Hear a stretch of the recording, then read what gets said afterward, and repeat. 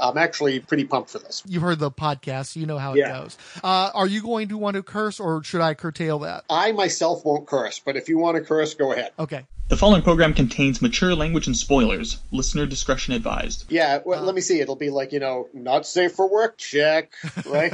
Oh, yeah, definitely I checked that box. It's funny, too, when I see some of the early ones that Mac uploaded, and he didn't check that box, I'm like, I should probably go back and re-upload those, because well, it was funny, too, in the early going, we would get these little comments like, hey, I just realized I can't play this in the car with the kids. Like, yeah, you really can't. This is for the this is dad time. This is man cave time.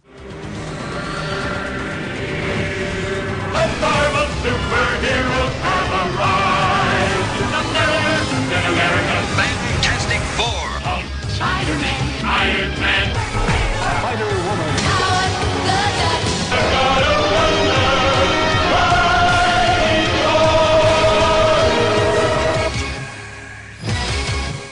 Welcome to the Marvel Superheroes Podcast. I'm not a legal machine, and he's not Count Druncula. We're the other guys. There's another guy on our show besides us? Ryan shows up every now and again. It's either that or I'd assign you not Paquita, so, Oh, thank God. Yes, no, I'm not Paquita. I'm Mr. Fix-It. Yeah, and I'm Diablo Frank. And today, I'm going to ask you, Mr. Fix-It, what do you know about Tigra? She's a performer. She sings, she raps or sings or something. That's about the extent of my Tigra knowledge. You never read any Tigra stories? No, dude. Ever? I told you. Dude, the shit you gave me, I was like, what's her origin? I always thought she was like, I don't know. I remember her popping up in Avenger books, but I never understood who she was. She was always in a bikini. I know that. Like, yeah, the with the little teeth on it, the tiger. Yeah, I was kind of like, that's kind of creepy. I guess that's a furries thing. I don't know. Is she sort of like a traumatized Vietnam vet? Because if she's wearing like tiger teeth or tiger claws around her bikini, isn't that like the equivalent of human ears or something? If she's a tigra? But then, and her eyes are tiger, right? Tiger, like she has cat eyes. Got cat eyes, yeah. Yeah, it's just, she was kind of creepy. I honestly thought she was always one of like the evolutionaries' creations. Where did you see her? I think I had bought back in 1990s a Marvel swimsuit book. They had all the heroes like in swimsuit outfits. Sure, they did it like that for a couple or 3 years. Yeah, I have the first one still, and they had like She-Hulk and Tigra and all them in like bikinis, and it was like their Sports Illustrated swimsuit issue. Yeah, that's the first time I saw it. Artists in those. I think the Hildebrands did a lot of stuff for all I know, the book, which I still have, it's all posters. It's all cheesecake. Well, they're full page splashes. They're not. There are some double pagers as well. No, there's actually two. That's where that Joe there's a fold-out poster. The Joe Jusko Mary Jane picture where she's under the waterfall. Yeah, I know you've seen that. Yeah, yeah. But no, I think you can actually put, because I bought that in the McFarlane one, the Spider-Man from McFarlane one, which they're all posters. Well, that one I think was you mean they did a book of just McFarlane Spider-Man? Okay, because remember they used to do Marvel Year in Review too. Yeah, well, no, this like one was their version of Time or something. This one was basically like a bunch of covers, and they gave you miniature posters in the book. Okay. So you would buy the book, and then you have the posters. Yeah, that sounds vaguely familiar. Yeah, I never really bought the poster books that much though. So, but I bought those around the same time. So that's the only, if I read anything, it was like, the Infinity Gauntlet where she was killed with a swipe, or she was in the background of an Avengers story where they had all the Avengers hanging out and she's in the back licking her fur or something. Did you ever watch the old Avengers cartoon from the late 90s, early 2000s? No. United We Stand? She was a part of that team. Nope, never saw it. So you don't know anything about Tigra, huh? Nope. So you've literally read like your first Tigra comic ever today? Yes. Huh, okay. Did you listen to the Tigra episode of the Marvel Superheroes podcast? No. Motherfucker.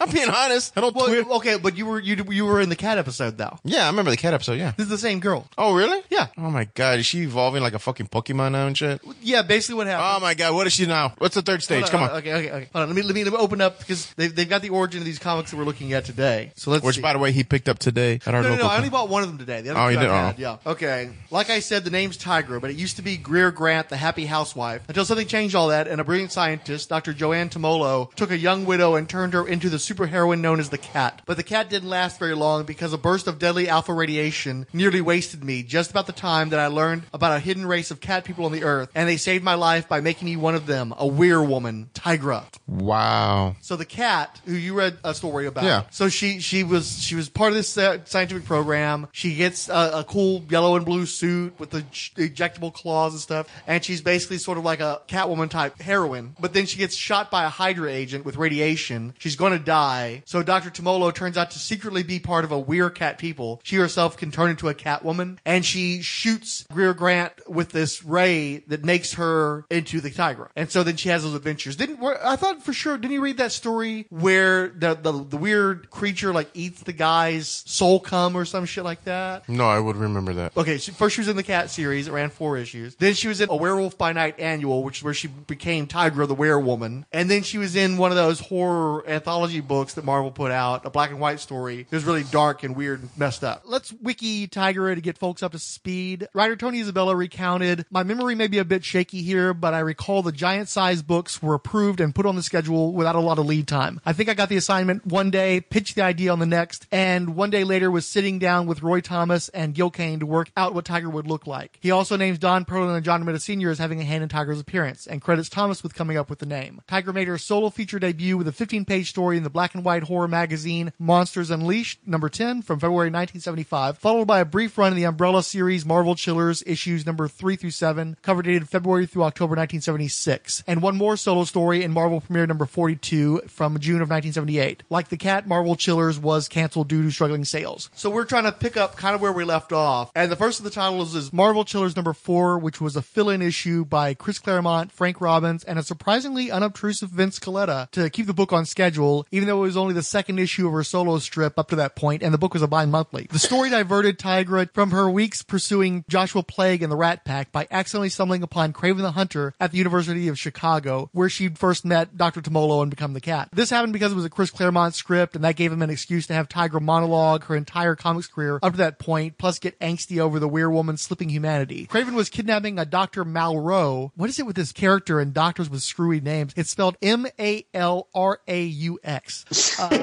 God, this is painful. So Dr. Malraux had been doing research that would have given the hunter an upgrade in his abilities. Basically, he was into neurosciences. However, a girl had been shot in the spine by Craven's men, so the neurosurgeon was Tigra's only chance of saving the kid from permanent paralysis and or sudden death. Being extra greedy, Craven now also wanted to take Tigra to study her, as he was aware of the cat people and thought their science might also enhance his virility. Oh, and to show everyone how hard he was, Craven straight up massacred some dudes, but that's just a side note. Anyway, having studied the legendary cat people, Craven knew he could hurt them by overwhelming their enhanced senses, but the werewoman eventually turned the tables on him. She thinks, I went mad there, and whatever there was of Greer Nelson within me fled screaming into the dark, leaving only Tigra. Poor Craven didn't notice the difference until he was too late, and his sonic blasters were a slashed ruin. With my second strike, I drew blood, and the Craven was as good as dead. Oh, he tried to fight me, and each time I smashed him down, until he stopped trying to get up, and both of us knew my next strike would tear open his throat. Lord forgive me, I did so want to kill him, but I didn't. Instead, I threw him away. The doc saved the little girl, though she'd need a year of therapy to recover. The police thought Tigra might be in league with Craven and wanted to question her, but she bolted under the cover of a forced caged cat and I can never go home to my humanity again metaphor. Marvel 2-in-1 number 19. It's from 1976. The story is called Claws of the Cougar. It's by Bill Mantlo, Sal Buscema, Don Heck. I read this story at your birthday. Okay. I got bored and I brought some comics with me and I just read it during. That's right. My birthday was that boring. Well, you had a lot of like groups of people that didn't really know each other. So and everybody wanted to hang out with you. And when you or other people I knew weren't around to talk to, I would just read this comic. Basically, Tigra manages to break into the Baxter building because the thing was screwing around and he accidentally knocked out the security system. She like climbs into his bedroom window and she can't wake him up because he's a big stony thing. So she uses her claws to break one of the legs of his bed and knock him on the floor. And he's like, hey, what the fuck? And so she's trying to explain, I need the Fantastic Four's help with this renegade cat person called the Cougar. Something else in 1976 versus what it means today. It's weird to even think about a man cougar at this point because we're so used to that term now.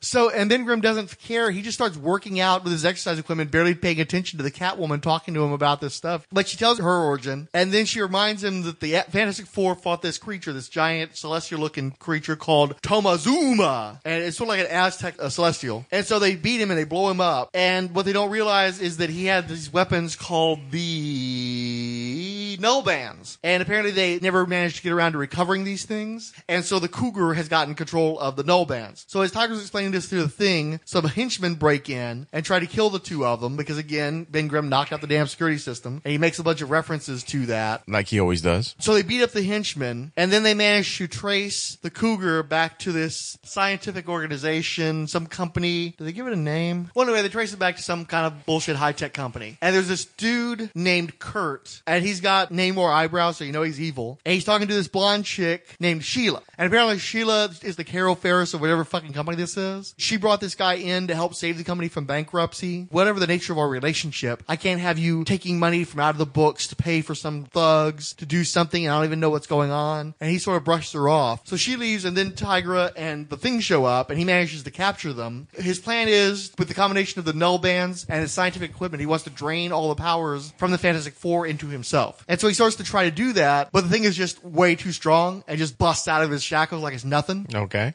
And so the dude's like, okay, well, this stupid pink human form isn't doing me any good, so I'm going to become the Cougar. And he becomes this anthropomorphic creature with the null band, so he's blasting these energy blasts. And he blasts the Thing who jumps in the way of Tigra to save her life. And apparently the null bands aren't powerful enough to kill the Thing with one blast. They do knock him out, though. So, the threat level just keeps diminishing. But they're all fighting each other. The Cougar looks like he's going to have the upper hand because he grabs this positive charge annihilator that's supposed to completely blow the Thing and Tigra to bits. Yeah. Well, then why don't you use that instead of the stupid null bands? That would work better. But just as he's about to use it, Sheila shoots him in the back. And Tigra's like, the cat people have learned how to be clever in hiding their true forms of humanity, Miss Conklin. You couldn't have known. Oh, but I did. I knew what Kurt, the Cougar, was. But I also knew that he was a brilliant scientist. And I knew that Conklin Industries was in trouble and needed his mind. I used him as I allowed him to believe he was using me. Then why did you stop him just as he was about to consolidate his power? Power you might have used. Perhaps I learned something while watching him. Perhaps I saw how sick and twisted people can become when they lust after power and allow themselves to be consumed by greed. The end.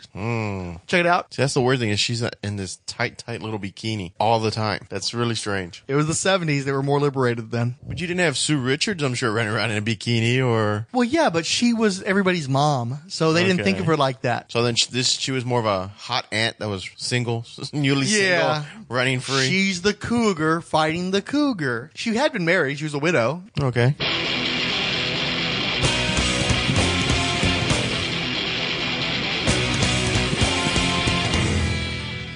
Paging Dr. Ange. Paging Dr. Ange. Good morning. Good morning. How you doing? I'm doing well. Welcome to the Marvel Superheroes Podcast. I'm Diablo Frank, and with me is my special guest, Dr. Ange from Supergirl Comic Box Commentary. Hey, thanks for inviting me. I've been looking forward to this podcast, being a guest here for a while. God, it's been way too long for us to get around to doing this, man. I know. I'm pretty excited. Yeah, I mean, you've only been one of my favorite bloggers for years, and I've heard you on all these other people's shows, and only now do I finally get to talk with you myself. Well, I have to say that I'm pretty sure that yours was one of the first character-driven blogs that I discovered that kind of made me think that I should go in that direction. I've been listening to all of your podcasts, and I clearly have a lot to say, so I'm glad we're finally getting together. We've been doing the whole Mutual Admiration Society thing for about, 6 or 7 years now? At least. It's about time we got this thing done. But first, I have one more bit of recapping to do, covering Tiger's appearances from Fantastic Four number 177 through 186, cover dated December 1976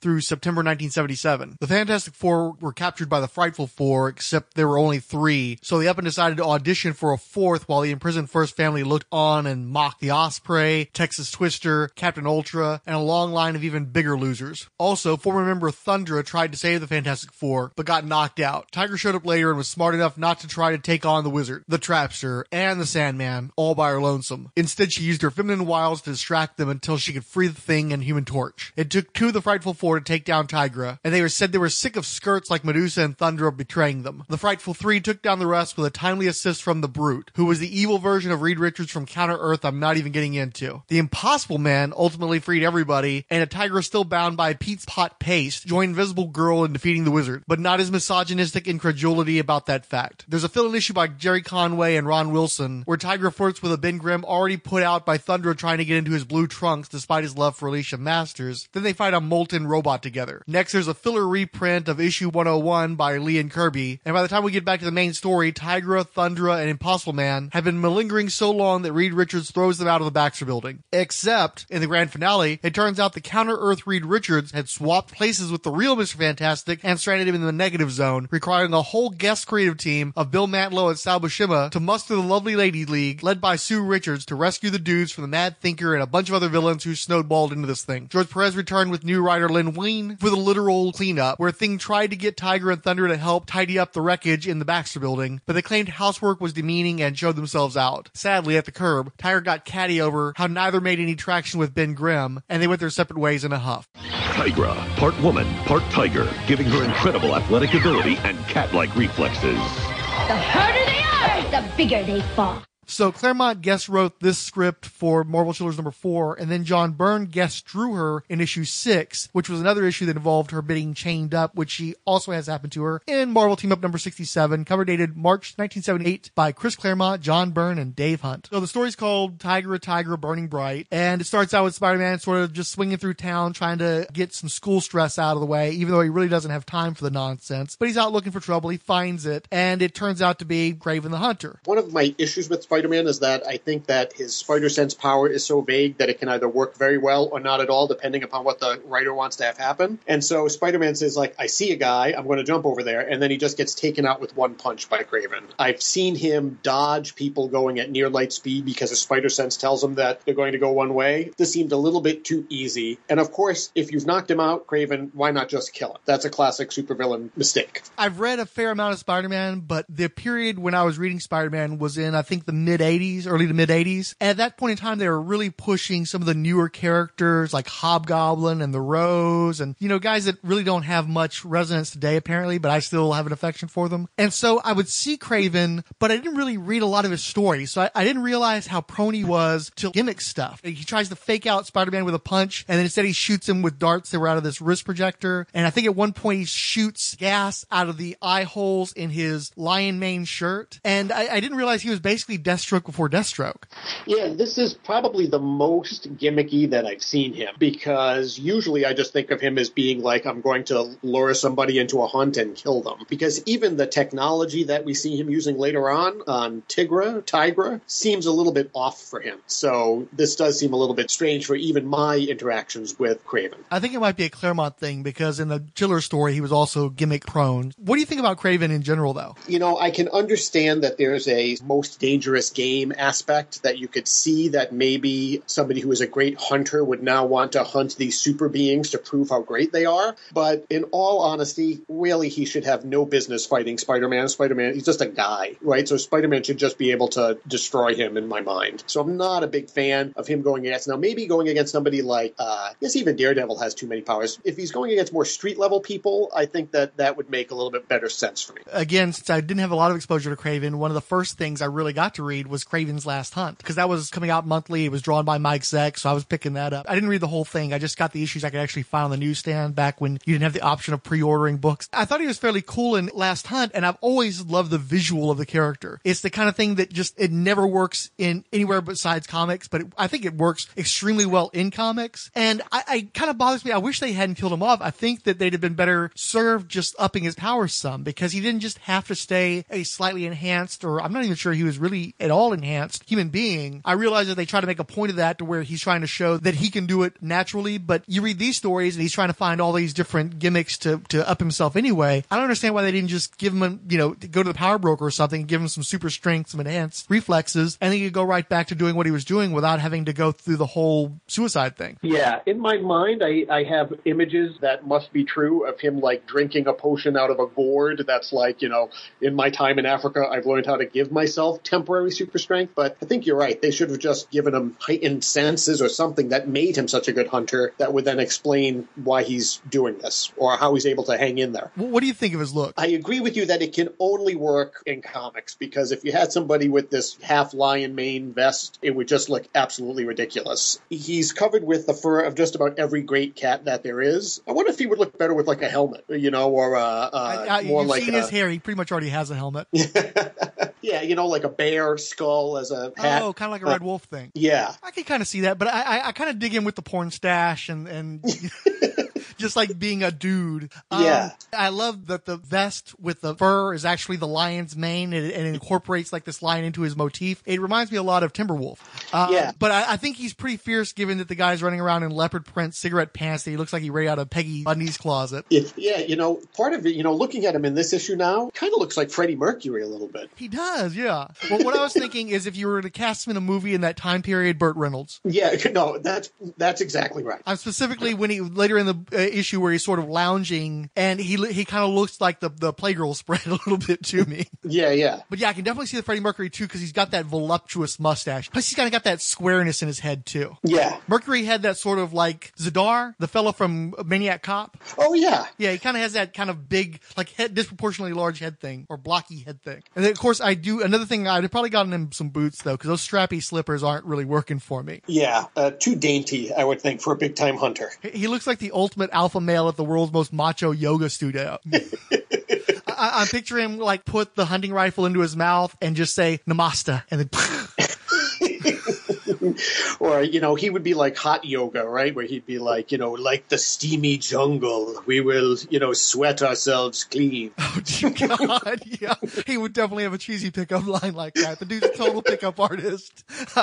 Oh, God, Nevin. Oh, man. One thing, too, I got to say is I really miss this John Byrne. It's like sometime after Next Men faltered, it seemed like he went and he had this style where everything looked a little like choppy and everybody looked a little too emaciated. It's like somebody who looks good when they've got a little bit of fat on them and then they suddenly like drop a bunch of weight and they just don't look right. They look kind of sickly to you. And that's been like John Byrne's art for 20 odd years now. This is where I first met him. I will tell you that I probably bought the 12 issues of this year of Marvel Team Up because I really loved those stories and I really loved the art. This is really, I think, sort of maybe at the height of his powers, maybe the X-Men stuff. But I agree with you. The recent stuff just doesn't look quite right. Yeah, as much as I liked him on Superman, he spent a lot of time getting inked by Dick Giordano. I thought there was an okay combination, but I wasn't super wild about it. And was it Carl Kessel who was doing action? Yeah. Now, Kessel I thought looked good on him. But most people think that, Terry Austin was the ultimate. All I know is that the only person who shouldn't ink John Byrne is John Byrne. Everybody seems to enhance him. Even whoever, I don't know Dave Hunt from Adam, but he's done a pretty good job here. Yeah, I agree. Did you like his Hulk stuff? No, not so much on that one. That one always felt like this sort of extraneous thing, and he was there for so little time that he made a lot of changes, he shook a bunch of stuff up, and then he was just out the door, like a serial renovator, serial brand new direction guy.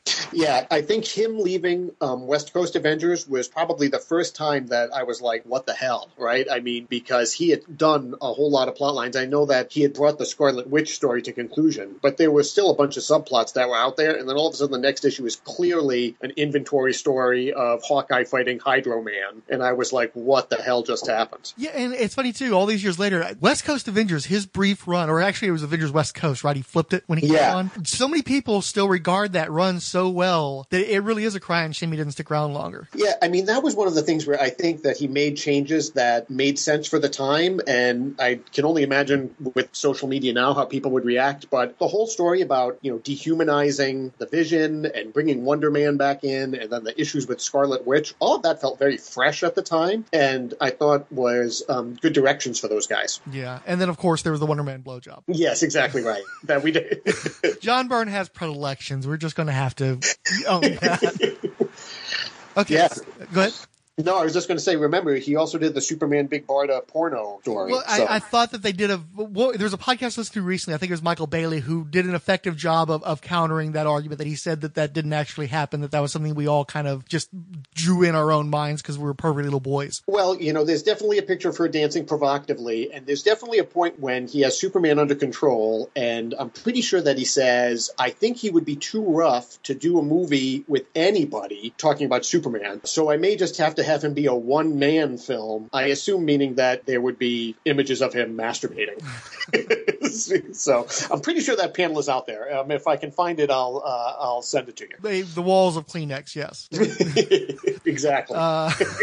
I'm pretty sure, like I said, I think that Bailey had a sound argument. I don't think that there's a Superman Barda porno, but I'm pretty sure there's a Barda stag reel a la Betty Page out there somewhere. No doubt. So getting back to the story, Spider-Man wakes up from the poison dart and he's in this sort of African lounge with a flaming pit in front of him. And then Tigra is on the couch with Kraven with a leash, a chain leash on her. And Kraven's all like, "Welcome to my humble home, old enemy. My pet and I are pleased to see you finally awake." Kraven would be like such a social media pariah. This guy has just the most retrograde troglodyte views of humanity, much less women. It looks like, come up and see my African etchings. I'm the ultimate macho man feel to him. I'd still vote for him over Trump. I think he'd be a great candidate for the Republican Party, though, in 2020. He's a true outsider, a social conservative, definitely a free market economist. He's definitely going to cut the social safety net. Kraven's your man, I think. and I'd trust him more with the new codes, to be honest, because I don't think he'd see it as fair. He'd really want you to get in there with like punji sticks and setting traps for your enemies. But I do think he would get into North Korea on his own and solve that particular problem. Yeah, he strikes me as a almost comedian-like. I'm surprised that America hasn't hired him. Kraven's a big life for a life kind of guy. What he's decided is he's allowed Spider-Man to live so that he and Tigra can have a fight to see who survives. And I assume that part of this is getting revenge on Tigra for humiliating him in Marvel Chillers #4. But the thing is, she's got this collar on that's mind controlling her, and perhaps Kraven believes this is uninhibiting her so that she can like lunge and attack Spider-Man with her full ferocity to show that if Tigra can beat Spider-Man, that maybe he doesn't feel so bad about how he got whooped like a redheaded stepchild by her. Spider-Man does make a point of saying things like, she's attacking me like an animal, she's going for the jugular, she's hard to hold. I think one specific line that I liked was, "Stopped her, but just barely. Way she's wiggling, it'd be easier to hold a greased pig." And I'm wondering, when was the last time anybody saw somebody wrestle a greased pig? How is that? That's not a frame of, we don't have Green Acres on television anymore. I mean, there's no frame of reference for that anymore. It's just, it's such a thing that wouldn't, even in the 80s, I think it'd be kind of a stretch to reference greased pigs. I remember when I was a kid, I was at a rodeo and I saw a guy try to climb a greased pole, and that was a long time ago. So just a bizarre thing it's just one of those cognitive dissonances like, wow, I'm definitely reading an old book at this point. Yeah. I'll tell you, living in New England, I never saw any of those things. I'm certain. Yeah, the century rolled a little slower down south. But yeah, one thing that was kind of squicky to me too is they made a point of saying that Spider-Man's only trying to contain Tigra, where Tigra's trying to kill him. And I thought that was a nice way of explaining how the power disparity would work, because I think we probably agree that Tigra's not as powerful as Spider-Man, but it still comes off a little sexist. I agree. It does remind me in some ways, remember, like the Superman-Batman fight in Dark Knight Returns, where Superman is really holding back. I feel that that's sort of the way Spider-Man is doing it sort of here, right? Because he could easily take her out if he wanted to. Yeah. And it was a fun panel where Spider-Man realizes that she's being controlled by the collar. He like scrapes away part of the collar during the fight and he sees this circuitry. But it's funny because he sits there for a minute like a total science nerd trying to work out how the collar works. But ultimately he just rips the damn thing off.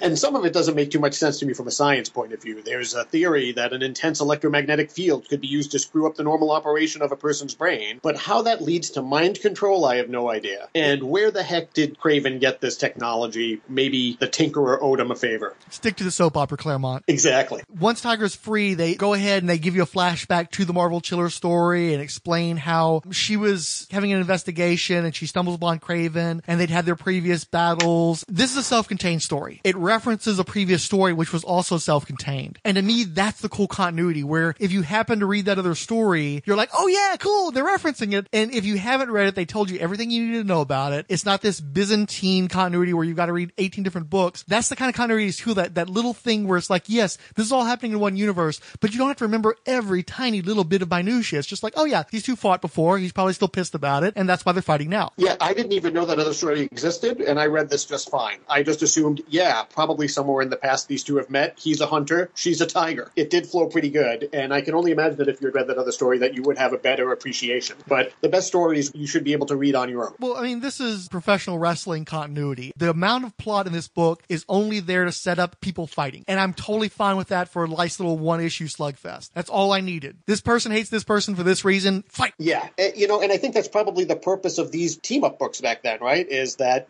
people probably didn't know Tigra existed. So let's write a story that's a decent showcase for her, that shows her powers and gives a little bit of her history. Well, and again, it's funny, too, because Claremont wrote her that one time, Byrne drew her that one time. They might have gone, hey, yeah, Tigra, yeah, that Tigra. And then boom, we got a story. It doesn't all have to be a convention in some remote location where an entire writers group gets together to figure out how to have people punch other people. Yeah. But I also like, too, that Craven, and again, you said this is a bit of an anomaly, but I like that Craven actually has to put a lot of thought into all these traps he set up for them. And he has to get the circuitry, and he's trying to find ways to enhance himself. And it's like people think of Craven as kind of a dummy, that he just goes out and tries to spear Spider-Man out of nowhere. And I like seeing that, no, this guy is more than that. He would have to be in order to be a formidable challenge to Spider-Man. Yeah, he can't just be a human. He needs to have all of this other stuff. And, he does a good job of incorporating it into his costume, so I guess I got to give him some props. And they explained that the collar is a mnemonic scrambler, and I couldn't find a reference for the cat number 1, but I really hope that this was a callback to that first issue, that it's the same collars that person with a weird name was using to mind control his brother and the proto-cat that died jumping around against her will. Oh, yeah. I remember that part now. Craven also says, "You will be my willing slave, cat thing, forever." I think his definition of willing is a little bit funkier than the rest of us. There's some blurred lines there. Yeah, but it's perfect for his character that he would think that. Oh, of course. Yeah. Oh, this guy, I just listened to the Film and Water podcast where they're talking about High Fidelity, and a lot of their conversation is about how the lead character, Rob, is so in his head, he doesn't realize the emotional debris that's collecting behind him from all the damage he's doing to all these other people's lives, not realizing that he's the one who's really the author of his own heartbreaks. And yeah. Craven would definitely be like that, but far, far worse. Yeah, he just seems so toxic, masculine, the worst example of all of that. And it's funny because this book doesn't have enough plot to read too much into it, but it's just absolutely dripping with subtext, and it stinks of testosterone and those awful colognes with the pheromones put in them. Maybe a little Axe body spray, too. Yeah. I mean, that first panel where we see her, lounging next to him, I mean, she just has this, sensual aspect about her whole character, the way she's poised, the look on her face. So you know that it hasn't been a chaste relationship between the two of them. I'm not going to go there. I'm not going to do that. Yeah, now I'm getting Jessica Jones flashbacks. Only one man on Earth is man enough to win her. Oh, no. Why do we have to do that? Okay, so the pure hunting cat has been reined in, and they go chasing after Craven, who knows better than trying to take him on, in a fair fight, especially both of them at once. And so they bust out of the African tent, and it turns out that they're in Jersey on some safari park. And they're almost immediately beset by a stampede of zoo animals that apparently were left fallow after this safari park had gone into bankruptcy, which, as much as I'm wanting to just, let everything of this book wash over me and just, let it be what it is, I just can't help but thinking about how, wouldn't the animals be bankruptcy assets, and wouldn't you actually be selling them off to make back those losses? And PETA surely would have gotten involved, and I just can't let that of all the things I can let go in this story, I can't let that go. It's so true, because I had the same exact feeling. I'm like, it makes absolutely no sense that New Jersey would just say, okay, let's let lions and elephants and giraffes roam next to our shores. To me, it almost felt like Byrne had drawn all of this in the Marvel style and had reached the end of the script that Claremont had given him, and they were like, we've got 5 more pages to fill. They're like, I know, let's throw a stampede in. That'll be fun. And that's another one of those references, too. When every night of the week, a major network had a Western on, stampedes made all kinds of sense. In a modern context, you're like, what the hell's a stampede? What is that? What is even happening here? Why is this even happening? How would you even get giraffes and rhinos and elephants to all stampede at the same time? Where's the fire? Yeah. Well, and I love, too, they make a point of having that line where Craven trained each animal to obey his every command. He actually took the time to train every single one of those animals so that he could have them stampede en masse. This is the best thing this guy has to do with his time. Yeah, and it's really a diverse group. It's giraffes. I see, a yak. There's what looks to be a bear. He should be out fighting superheroes more. I mean, that's years worth of training, I'm sure. That would mess Daredevil up. That's an argument in favor of Craven as a Daredevil villain, because I think a stampede of animals in Jersey would mess Daredevil all kinds up. And right down Hell's Kitchen. And why didn't you just, if you're controlling Tiger with this collar, just throw collars on all the rest of them too, and then you don't have to explain all this stuff. So the Stampede's coming, and, Spider-Man and Tiger are just going to go and meet this thing. And one of those things I love that they don't do enough in comics anymore is Spider-Man makes a point of thinking about how he's impressed that Tiger's able to crowd surf over these animals with such speed and agility that, is greater than his own. And it was just nice to give Tiger that moment and that props. It's like, wow, she could do something that Spider-Man can't do. Yeah, again, this should be a showcase for her, right? The assumption is that if you're buying this book, you're already a Spider-Man fan, and now let's make you a Tigra fan. Well, see, I'm wondering if maybe this is one of those things like the whole Peter David, Eric Larson deal, where Eric Larson had Dr. Octopus beat the Hulk to show that he'd upped Dr. Octopus's power levels, and Peter David, writer of the Hulk, didn't appreciate that. So then he turned around and had the Hulk take out Dr. Octopus, was like a flick of his finger in a few pages of one of his issues, and that was the start of their long-standing feud, just because they couldn't let that thing go. And I'm wondering if maybe this being a Spider-Man fronted title, if there wasn't some issues with Tigra taking out Kraven, and it was them having an opportunity to bring Kraven back from that. Yeah, I can understand that. I got you. Tigra manages to get past the Stampede and tackle Kraven, and they fight, and then Kraven just gives her this backhand punch and says, "I'll do with you what I please, cat thing." And I love that panel where I think it's a solid blue, and Tigra's wiping her mouth and just says, "Wanna bet?" I'd buy that t-shirt. It's really a great moment for her because I think it kind of shows that there is this ferocity in her and that she isn't some guy's plaything. I see that panel and I just know in my heart that now she's going to defeat Kraven, right? Because she's made this bold statement. And then you read the next panel. I've spent months studying cat people. He hits her with ultrasonics, and then she's down and she doesn't do another thing. Except that he's going to put another collar on her, and suddenly this collar is the one that will work forever till the day you die. It's like, but the one, he just ripped off the other one. Why? Don't make statements you can't back up, dude. When we're done reviewing the story, I think I could poke 100 holes in what he's doing here. I really just don't understand it. Because if I could kill Spider-Man and keep Tigra as a slave, that might be a better course of action for me than having them fight each other and then losing a battle. It's definitely counterintuitive. Yes, I would have to agree with that. Not very productive. This is a guy, though, clearly logic is not one of his strong suits. I didn't think about the fact that this might be his way of trying to, assuage his own hurt masculinity that she defeated him, that if she can defeat Spider-Man, then it all makes sense. I love that you said hurt masculinity because that made me think of butthurt, and then that made me think of his leopard print tights, and it just created an image there. I'm picturing Tiger pegging him, to be honest with you. I'm just going to go ahead and say it outright.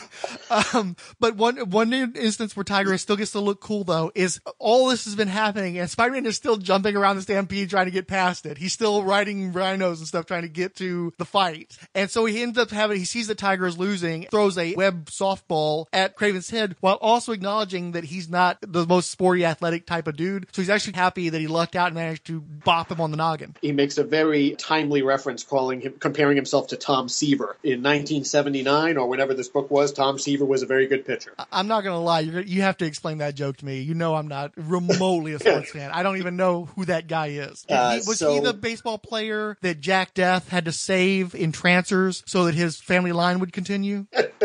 That's the frame of reference I got. No, so Tom Seaver is, when you think of pitchers in baseball that define an era for their excellence, Tom Seaver is one of them from the 70s. This would be like saying, I'm no Roger Clemens if you were in the 90s, right? I've heard of Roger Clemens. I know that guy. I've heard of him. I'll try to think of a Texas Rangers baseball player, but I still don't think I'll have any luck. You don't have to do, if you really want to stick with the major media, there's no niche in sports that you're going to be able to fill with me, even if it's a local team. Yeah, maybe if he said something like, because Nuke LaLoosh I'm not, maybe you would get that, right? He's the pitcher from the movie Bull Durham. Okay, yeah, I haven't seen that one in a long time, so I wouldn't even get that one. But I'm just loving how I put out a dialogue balloon and there's an asterisk and you just filled in the editor's note.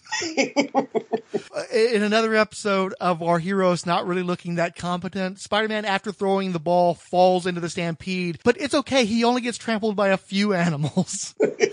And I just did a quick skim read through Demon Knights where the character Horsewoman, her entire family is killed in a stampede and she's crippled by it, and it's like, well, at least Spider-Man's got that over on her. Yeah, so he gets up and he's just like, oh, I've just got a few cuts and bruises. I'll be okay. And Tigra's doing the woman thing. Oh, are you okay? Let me check on you, kind of mothering him a little bit. They've completely blown off Kraven at this point. And so Kraven like sneaks up behind them and he's like, look, I've got Spidey sense, sucker, you know, forget about that. But they make a point of him saying he punches him in the belt buckle and it knocks him out. And is there subtext there? Is that subtext? It has to be.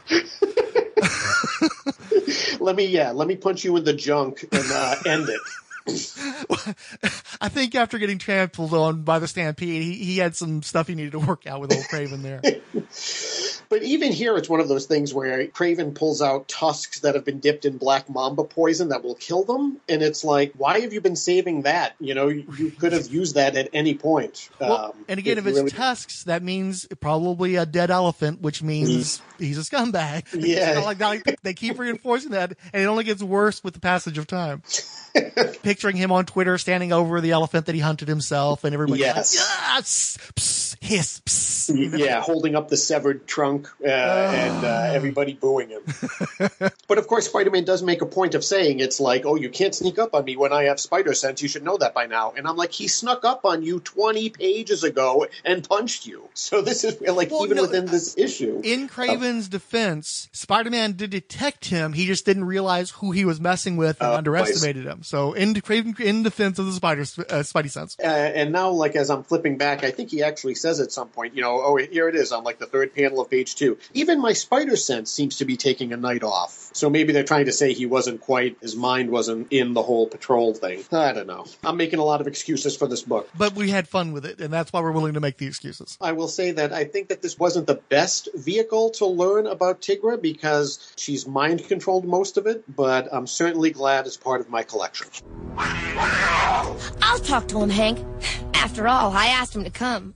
And go to Marvel Premiere featuring Tigra the Feline Fury, issue number 42 from 1978. Okay. And the cover's by Dave Cockrum. It's pretty cool looking. She's fighting a woolly mammoth on the cover. And It says Nightmare in New Orleans. And then you get to the interiors. It's called Nightmare's Evolution. The plot is by John Warner, who I don't know. I know John Wagner. I thought that he was doing work for Marvel. I don't know who John Warner is. Oh, and Ed Hennigan. The art is by Mike Vosberg and Ernie Chan. And Ernie Chan really dominates with his inks. It looks like an Ernie Chan story to me. The script is by Ed Hannigan. This guy's dead, and he's name dropped. And Tigra is like on the run from somebody, and she's trying to find Dr. Tomolo, her mentor, and she's running around in New Orleans. So under a streetlight, she sees Tomolo, comes up to her, and she's sort of like in this zombie state, just staring off into the distance. And then suddenly she springs to life, and she says, Greer, hush, Greer, listen to me. My time is short. I have to warn you about the Renegade. I found out too late, but you must tell the others. The Ray. Tell them Tabor has the Ray. And tell them goodbye. And then Tomolo just vanishes. Okay. And that's the woman who turned her into Tigra. Right, okay. Right. The brilliant scientist that created the cat and then later Tigra. Okay. So then we're in part 2, and they flash backwards to the dude who got himself indebted. What's his fucker's name? Dr. Richard Dannemiller. And apparently this guy is one of the cat people, but he's been living among humanity for too long. He's not comfortable. He's not comfortable with crowds. He's not really comfortable in his own skin or in his false skin. And it just happens to be Mardi Gras, so there's all this stuff going on. It's freaking him out. He can't concentrate. And he's trying to get something to Dr. Tomolo. I think it was the Ray. And just as he's getting to where he's supposed to be, he's attacked by some weird creature in a yellow and red cape with a really tall collar, like a Doctor Strange collar. Okay. And so this dude just starts wailing on the guy and clawing him and stuff. Cat people don't kill each other. Never. It's sort of like the whole Dr. Moreau rule. Yeah. And this dude kills the dude. The cougar kills... Wait, the cougar? No, sorry. No, the Renegade. What's this fucker's name again? I thought it was the Renegade. We're going to call him the Renegade. That helps. So then we jump to a flash forward to part 3, and they're really freaking... I think what happened is they wrote this sort of like a screenplay and assumed that everybody would understand when they flash backward and flash forward. And it wasn't that well done, so they felt they needed to put chapter 1, chapter 2, part 3. But it's like this little bullshit block. It doesn't look like it was well planned. So all of a sudden... Oh, wait. No, it's still a flashback. It's just the second half of the flashback. It's fucking confusing.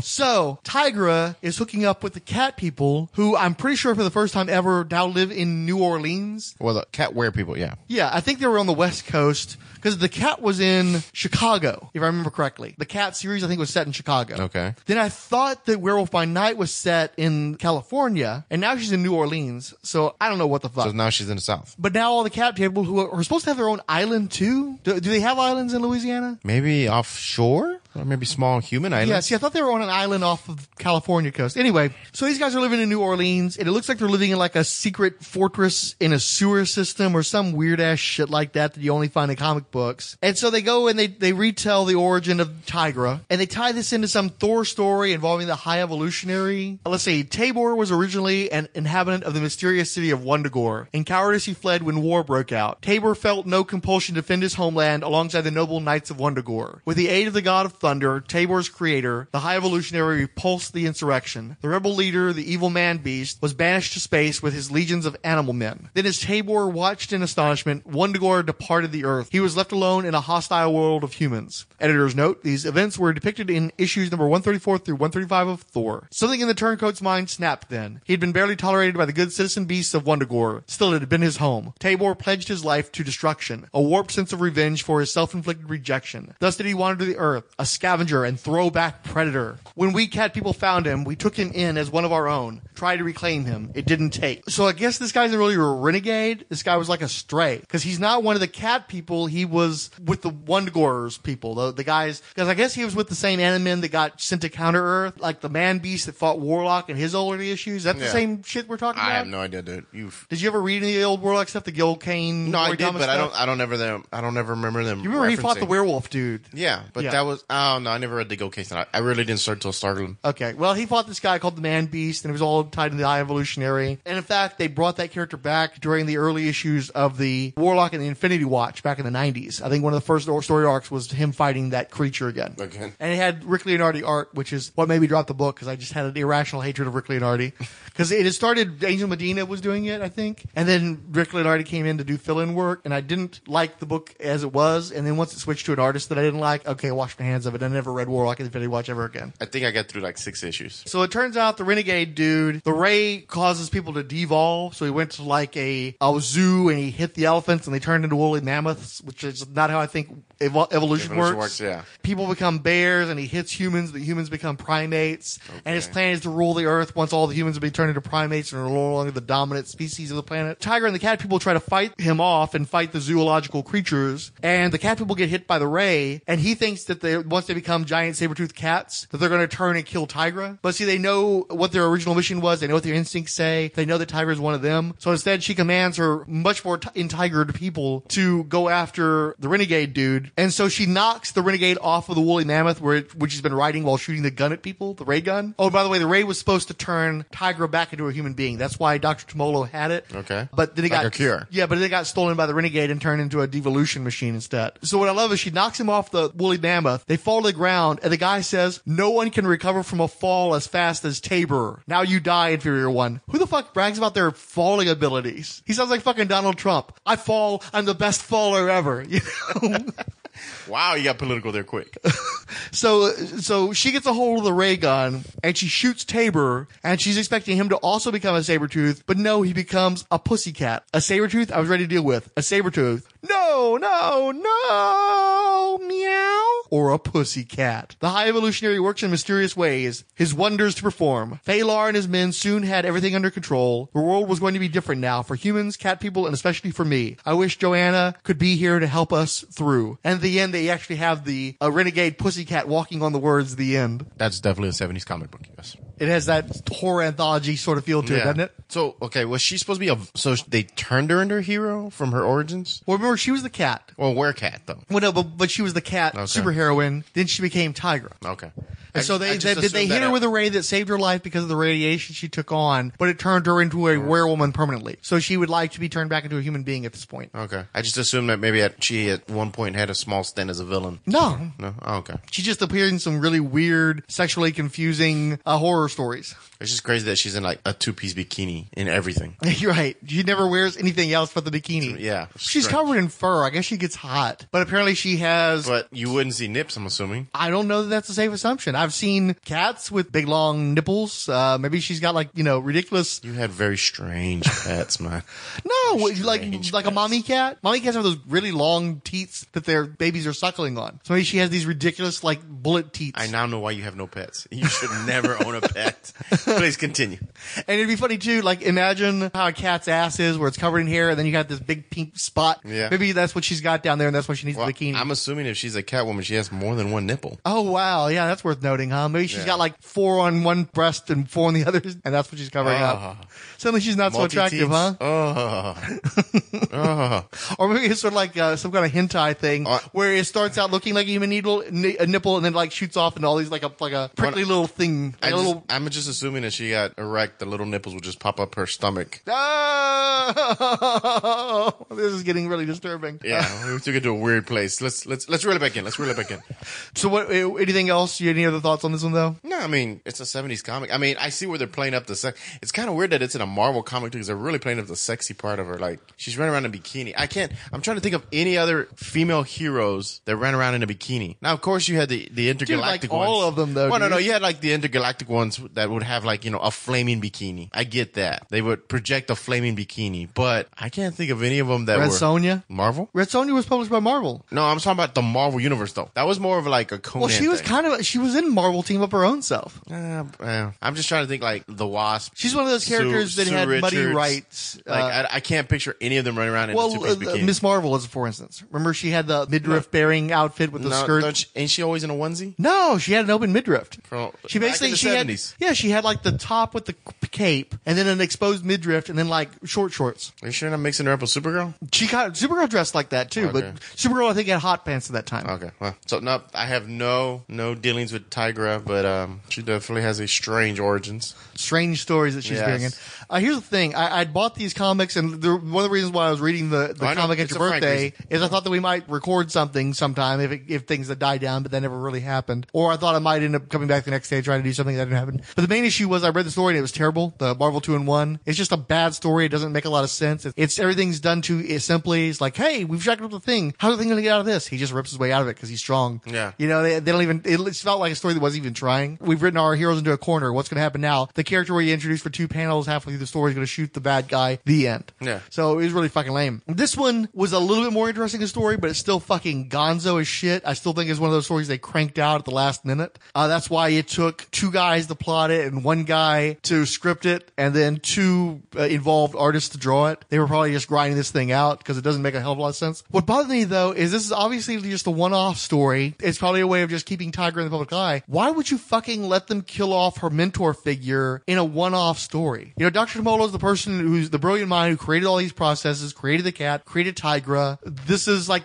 your female Reed Richards, and they fucking kill her off in this stupid one-off story. It just really bothered me. It's the typical kind of dude bullshit where they don't even think through. It's the 70s, dude. But it's like, and the thing is too, is they always pretty much irrevocably destroy any characters that she encounters. So she can't build up a rogues gallery, and they just whacked a member of her supporting cast, the main member of her supporting cast, in a one-off story. I mean, it's just seemed really shitty to me. Dude, it's the 70s. Like, is this Frank's agenda thing now? A little bit of Frank's agenda in there, yeah. I was gonna say it feels Frank's agenda. It had that pungent smell of it. That's why I didn't make you guys read these stories. They're not very good. Yeah, they're not very good. Probably better that I just tell you what happened in it and make my point, and then we can move on. Okay, they're entertaining. What did you think about the art on the 2 that you flipped through? Oh no, I like the art. I thought the art on both was of really them? nice. Yeah, I wasn't sure about. I wasn't a big fan of Don Heck inking Sal Buscema though. Yeah, I mean, dude, it's cool 70s art style. It's very simple. You sure it's not just pinging your nostalgia? I know a little bit. Oh no, of course. But I think that the second one, the one with the Ernie Chan inks, I thought looked pretty nice. Yeah, but like multiple colors. I don't know. It's definitely nostalgic for me. Yes, because I don't see books like this very much nowadays. Yeah, I like that simple coloring too. Well, on a lot of the podcasts I've been listening to recently, there's been some complaints about computer coloring and how it kind of overwhelms the art. And if you enjoy the line work, you're kind of losing the ability to see how good it is. Yeah. Because they're throwing all this coloring and digital effects all over everything. All the cross and everything's so overwhelming and overdone. Yeah. Yeah. So I do like the more simplistic look there. But I mean, the art's great. The art's fairly detailed, but I like the more basic color. I'm thinking for a boy 15 with this. Yeah, you smell that comic? Were any of the pages crunchy or stuck together? God, no, I wish I didn't touch it now. Oh, you sick bastard. I'm just saying, man, like she's running around in that tight little 2-piece bikini. And there's a lot of scenes like there where she's kind of crouched over. Yeah, she does a lot of cat type stuff with splayed legs. Of bent over scenes. I remember I was flipping through, I'm like, that's very peculiar. That's provocative. Yes. So, okay, we done with Tigra? We now move No, because now we're moving on to this one you read. Oh, dude, it wasn't even worth it, man. Marvel 2-in-1 was the Things team-up book. Marvel Team-Up is Spider-Man's team-up book. This is issue number 125. Cover dated January 1983 by J.M. DeMatteis. Breakdowns by Kerry Gamble. Full inks, finished art by Mike Esposito. The story is called Yesterday and Today. So what happened in this story, dude? Tigra's apparently on her way to a photo shoot. She finds a police officer who's about to get his shit owned by a bunch of young punks in the neighborhood. Yeah, they were like drinking behind a store. And he had already people were warned complaining. them. She jumps back there. They're about to, wreck him. She jumps in, starts beating up some dudes. They all run like mice. Oh, nice. I see what you did there. No, she literally says that. I think I once seen her like running like I rats. forgot to, in the Marvel 2-in-1, the Thing kept dropping cat puns too. Right? So oh God, I'm not. It's a catastrophe. That I've read these books. Absolutely, yes, it was a catastrophe. She kind of has the hots for the cop. Basically, invites him on a date. I should mention too, because you may not remember from the cat story, she was married to a cop. Dude, you gave it away. Oh, sorry. Well, go ahead. Yeah, Keep in the talking. book, she alludes that he passed away. So she kind of hits on the cop and gives him a kiss and says, "Hey, let's do dinner tonight." And he's like, "Okay, what time's your shift in? 9 o'clock." So she takes off to do the shoot. And turns out that Spider-Man is also going to be part of the shoot. Yeah, it's for like Tasty Burger or something. Yeah, some kind of weird burger. And so there's a little bit of a scuffle. And Spider-Man's like, you know what? Fuck this. I'm out. Deuce. And he decides to take off. So Tigra does the whole commercial. Kind of weird, creepy cat smile, eating a hamburger. Still well, yeah, it's kind of funny because it looks like these guys were Carl's Jr. of their day. Yeah, very provocative eating that burger. So she's about to leave. Spidey comes back, and he's got a little bit of a Spidey Woody for her, and he's trying to talk to her, and she just totally blows him off like nothing, just cuts him off, and he's kind of like, oh, I came at her like a adolescent with a crush. He's no Cary Grant, is what he says. No, she didn't. No. See, he didn't get. She's into the uniform because she had to lose that. She's feeling lonely. Ain't that kitty hadn't been purred in a while.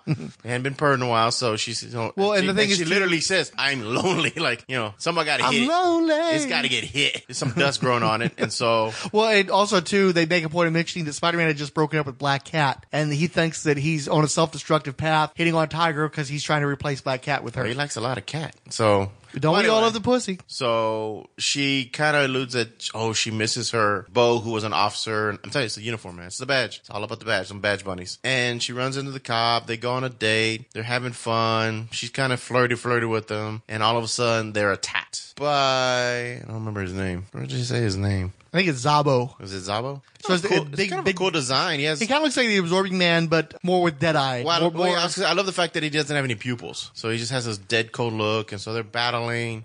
And of course, they go into his origins, I'm assuming, because apparently he's fought the cat. Let's see. Sent me back, Greer Nelson. His spirit would not let Zabo rest. Oh, give me a break, will you? So apparently someone she killed? Yeah, in the cat's origin story, Zabo was the minion of Mal Donalbain. He's more like the Mountain is today in Game of Thrones. Ooh, nice. Game of Thrones throw in there. He's this big lumbering dude who is under the command of Mal Donalbain. And Mal Donalbain was the guy who was adulterating the cat project to create enhanced human beings that he was going to enslave. And he wears that collar to make it appear that he himself was also enslaved by Mal Donalbain. Now Zabo is back to take revenge for the death of the guy who was his keeper. And the only person that was his friend and the only person who took care of him in life. So just, I did read while we were at the convention a couple of loose floppies. And I noticed that Marvel has quite a few strange, like the Ox, the Walrus, like these low-level villains that aren't like Hulk strong or not even like Wrecking Crew strong. They're more along the lines of like a little strong, like enough to pick up a car and be threatening to normal people. Yeah. But like I think Ant-Man right now, he's working with a group like that. Okay.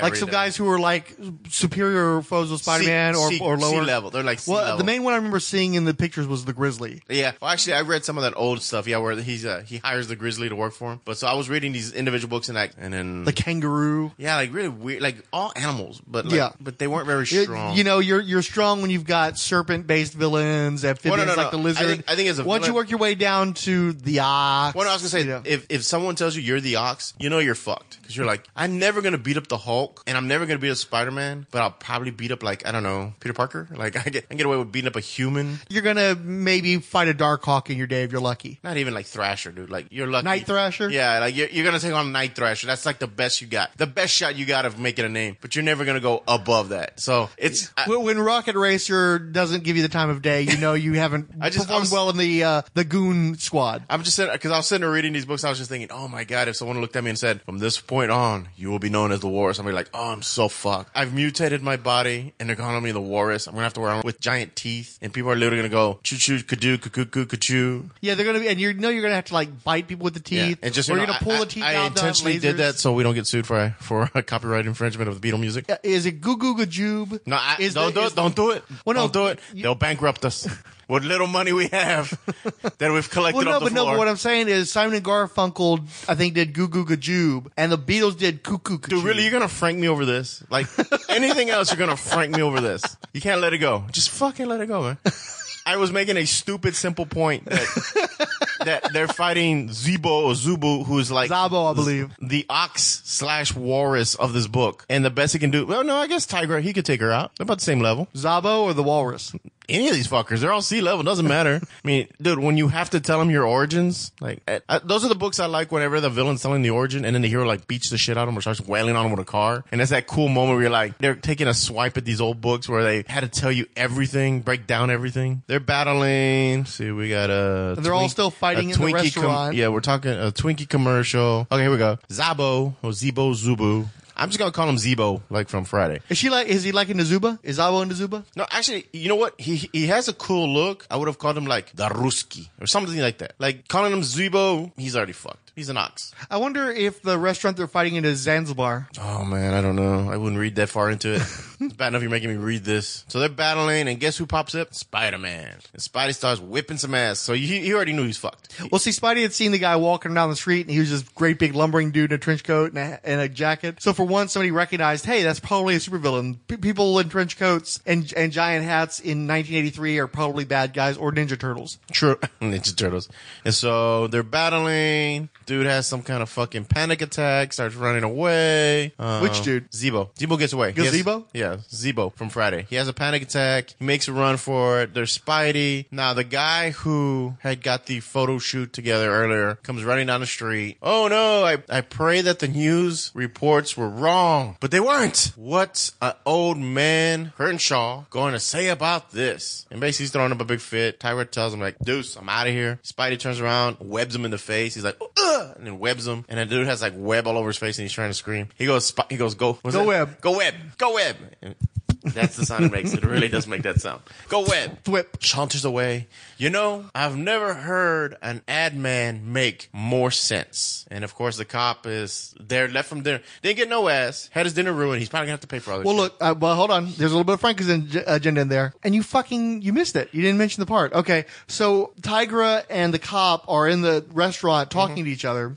And she's talking about how she was married to a cop and how whatever aspirations she'd had before she got married, she suppressed so that she could make him as happy as possible. And his response is like, that doesn't sound so bad. I'd like that. I like the old fashioned kind of gals. So let you know right off the bat, okay, this is a fucking chauvinist pig asshole. So that's why she gets invalidated as a date. He's like, my woman takes a nice right hand when that steak ain't cooked right. Right when, like daddy used to do. And that's what helps, I think, once she gets done with Zabo, that helps her to realize that she was also on a self-destructive path trying to relive her Oh my God, past. you're going feminist, aren't you? No. I'm just saying the whole point of the story is that you've got people who are living in past situations. Because the other thing you missed is that everybody's fighting Zabo at first, except Tigra. Tigra's really just evading Zabo and trying to talk to him. The cop goes and gets his cop buddies, and they're getting ready to gun Zabo down. Yeah, I missed that part, and Spidey has to go in there and web him and keep him from shooting him. Tigra's just trying to communicate with him instead of fighting him. She wants to know his feelings. How's he feeling? Well, he's feeling like he needs to avenge his former employer and his only friend, Mal Donalbain. And she keeps explaining Mal Donalbain killed himself. He got freaked out and shot himself in the head in the story. She didn't kill him. He killed himself. And he was an abusive fuck. And he's not somebody you would need to avenge. And then Zabo reveals, but he was my brother. Dun, dun, dun. Dun, dun, dun. And so she explains, but he was this abusive person and you've got your own life now and you've got to live your own life and don't try to take revenge on something when there's no revenge to be taken. And you've committed several felonies. So run. Well, right now he's just like wrecked a restaurant. Assaulting an officer? Like he might have slept on us for well, but so did fucking Spider-Man. They didn't arrest him either. Damaging property, going through a building, assault. Well, he ran away, so they probably should have taken in Tiger and Spider-Man for aiding and abetting. Panic attack doesn't count. The dude had like a panic attack. He's like,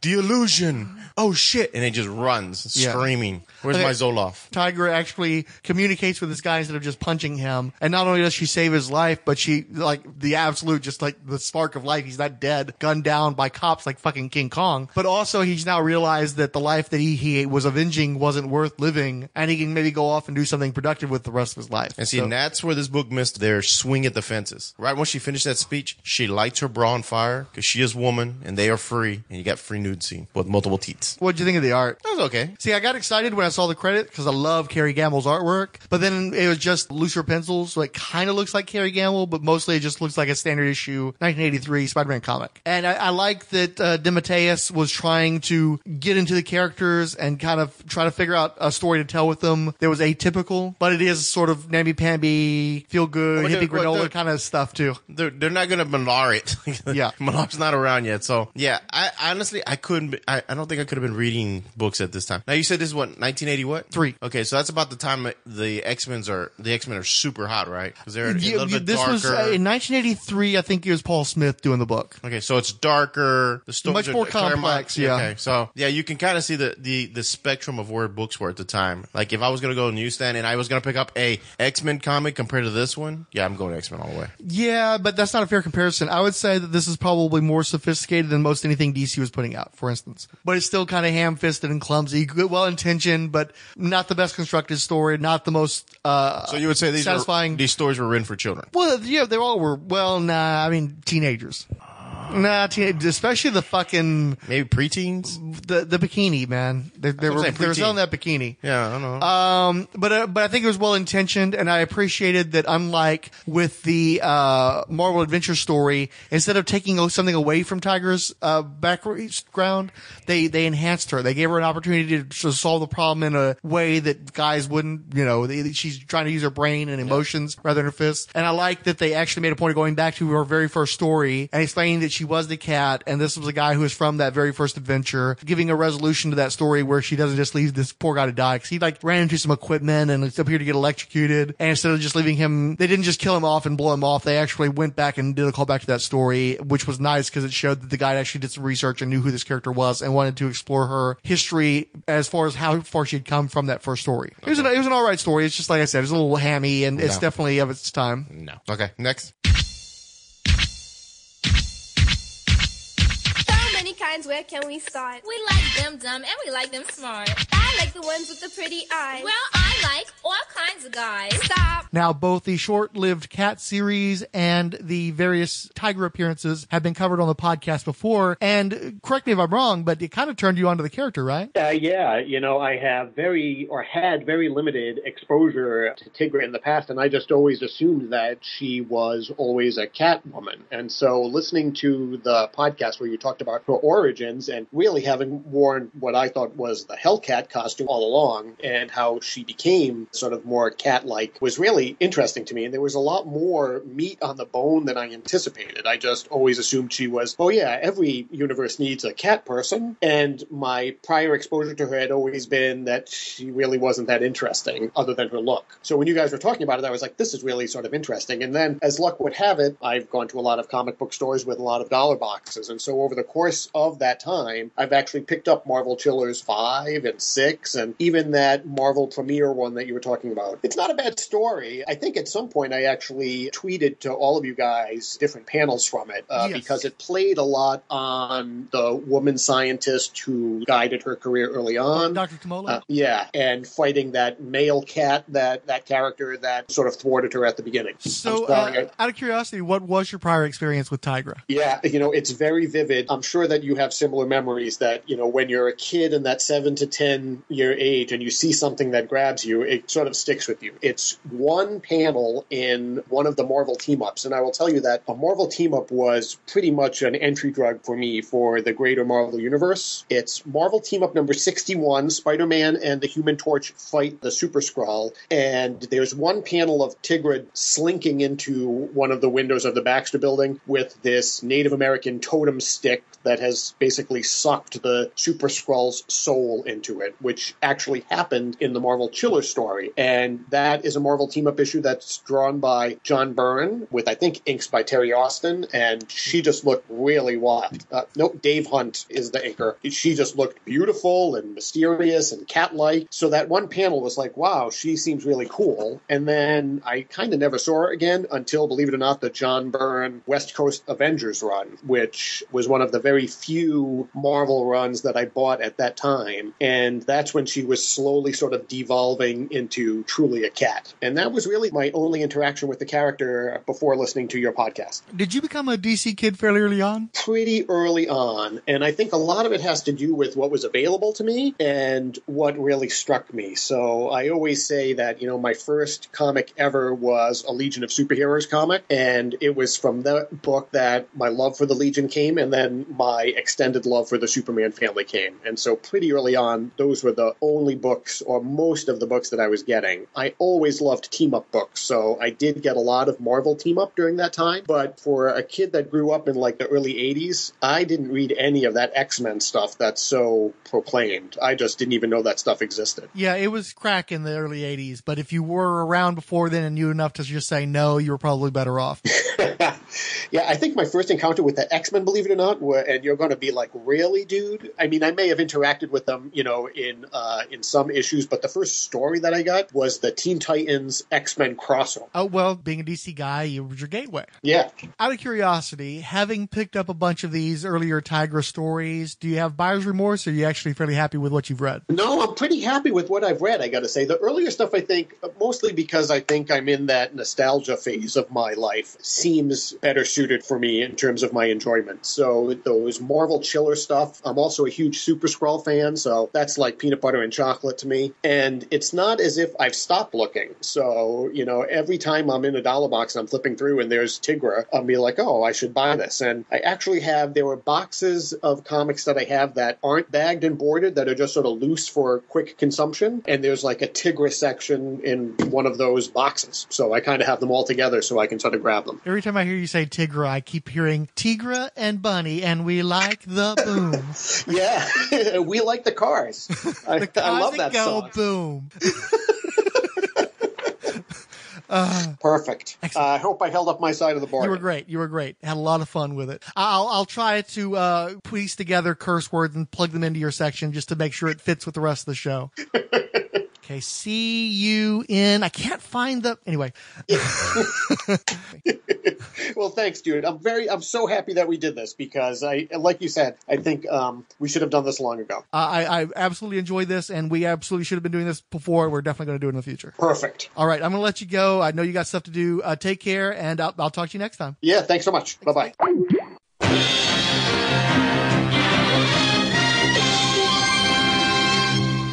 I got to talk to writer Chris Claremont at this last Sunday's Amazing Con Houston, and asked him about a number of the female characters that he worked on in the 1970s, including Tigra, and for the most part, he just admitted that they were paycheck gigs, that Roy Thomas would be at the front of a room asking who wanted an assignment. He'd raise his hand, collect the check. No real insights of the character of Tigra. The only thing he said about Satana was that with the red hair, she kind of looked like Jean Grey. And he mentioned that he thought that Lady Damon actually belonged to Michael Golden. I had to check the copyright on that. But apparently the whole concept was Golden's. He called Golden brilliant, and he said he basically just scripted that. On the Marvel Superheroes podcast, episode 61, The Mighty Thor, we received Facebook likes from Grant Richter, Keith G. Baker, and Allie Batts. Allie Batts wrote, "Oh man, way too many laughs. It's on my top 5. Keith G. Baker wrote, "I always had his name in my head as spelled as frijoles, but with an Americanized pronunciation. That is fry-hole is even better." And Grant Richter wrote, "Odin Force." We received a Google Plus share from Keith G. Baker, and new Twitter follows from hashtag Potter Modern Family, 2020.fm, Aaron C. Barber, Act Out Games, Andrew Dykes, Angie Denise, David Taylor 2, Horror by Proxy, Justin Colucci, Cotton Grammar, Nerd on Nerd Podcast, Rodney Salisbury, Tattooed Bananas Podcast, and Tim Allenfire. We received a follow Friday from Superman, Captain Marvel, Build Us as Rolled Spines Houston Hooligans, and hashtag Monday Madness and hashtag Team Thursdays from Adam Blackmoon. Retweets came from Ange, Comic Reflections, Firestorm Fan, King Size Comics Giant Size Fun Podcast, Longbox Crusade, Professor Alan Middleton, The Randomitable, Ryan at Positively Nerdy, and Superman Captain Marvel, as well as favorites from Adam Blackmoon, Bill Bear, Brandon Molali, Cinnamon Mystique, David Fior, David Galayer, David Golding, Fire and Water Network, Glenn Walker, Jesse Fernandez, Kevin Culp, Martin Gray, Monsters and Mystics, Now That I'm Older, Poop Culture Podcast, Raven M. Fields, Ryan Daly, Stephen Whistler, Oofta at Fry Hole Yeah, and Words and Pictures. We like the cars that go boom. We're Tigra and Bunny, and we like the boom. The following are friends of old Marvel: Andrew in Belfast, Cash Flag, Chris Sheehan, Darren and Ruth Sutherland, Eric Mannix, FKA Jason, Goldmine Productions, Jake and Tom Conquer Podcast, Julia Clavian, Kevin Dodgy, Michael Dabb, Mikey Flash, Movie Source Rex, Open All Powers Podcast, Oscar Blue Devil, The Park Fanatic Podcast, Pietro Blacksimoff, Rabbit Stew Comics, Randy Caldwell, Richard Field, Son of Cthulhu, Trucker Talk Podcast, and Warlord Worlds Podcast. And finally, the Merry Marvel Marching Society, The 108th Sage, Bone Dragon Comics, Coffee and Comics Blog, Dr. G Nerdologist, Good Times, Great Movies Podcast, The Hammer Strikes, It's Plastic Man, Keith G. Baker, Odell Abner Dracula, Sean McLaughlin, Silver and Gold Podcast, Storm Chaser 2162, Cinedavia Scarecrow, and the Xenozoic Xenophiles. The Marvel Superheroes Podcast is in no way affiliated or endorsed by Marvel Entertainment. All characters mentioned and audio clips employed are believed covered under fair use, but remain copyright their respective copyright holders. But of course the views expressed are wholly owned by the people who spoke them. No infringement is intended. Everybody just beat your horn. Just beat your horn. Just beat your horn. Now clap. Hit it. Beat.